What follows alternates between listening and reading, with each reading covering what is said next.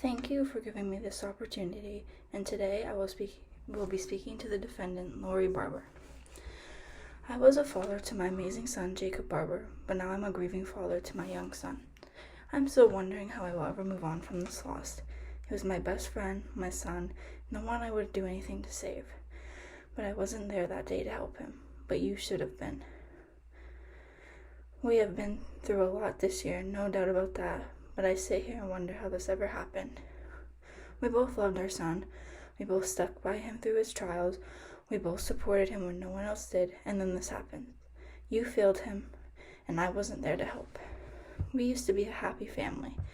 I used to be a great defense lawyer that would get every case before everyone else. I used to be the happy, positive friend and wife. Jacob used to be just a regular student. Then we turned into a separated family after Jacob being accused of being a murderer.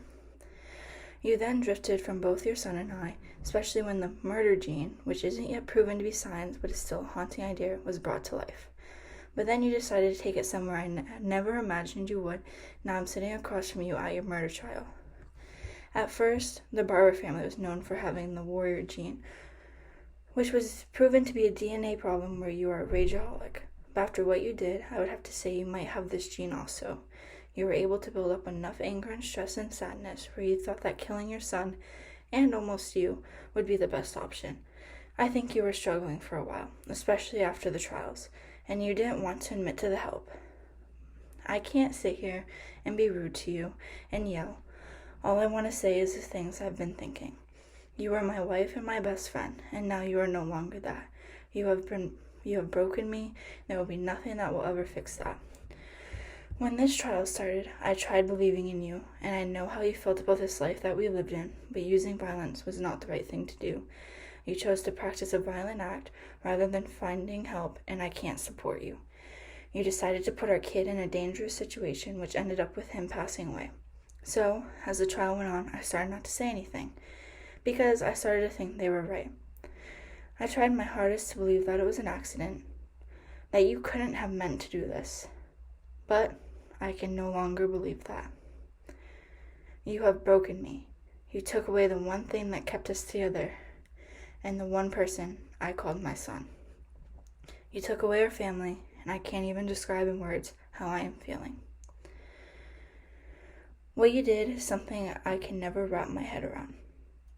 I must relive Jacob's last moments on repeat.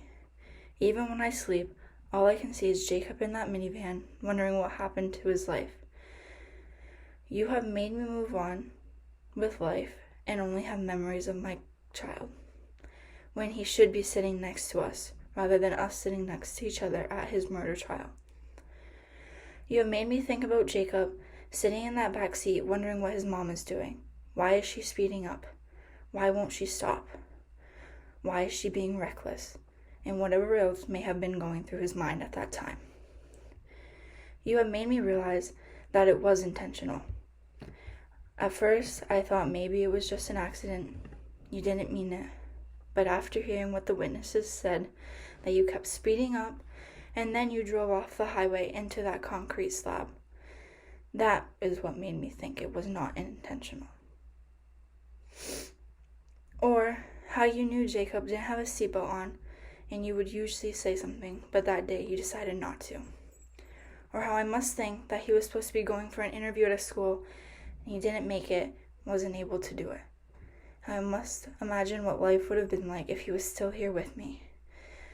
I sit here and picture Jacob growing up, his high school years, his college years, what his friends and him would be doing.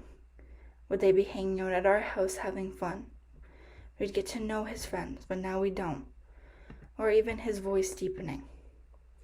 Little things like that I will never get to see. I'll only imagine. I'll always wonder if he would have followed in my footsteps, become a defense lawyer, or what kind of occupation he would have ever had. I will only be able to imagine what that might have been like. You took away reality, and you left me wondering about what would happen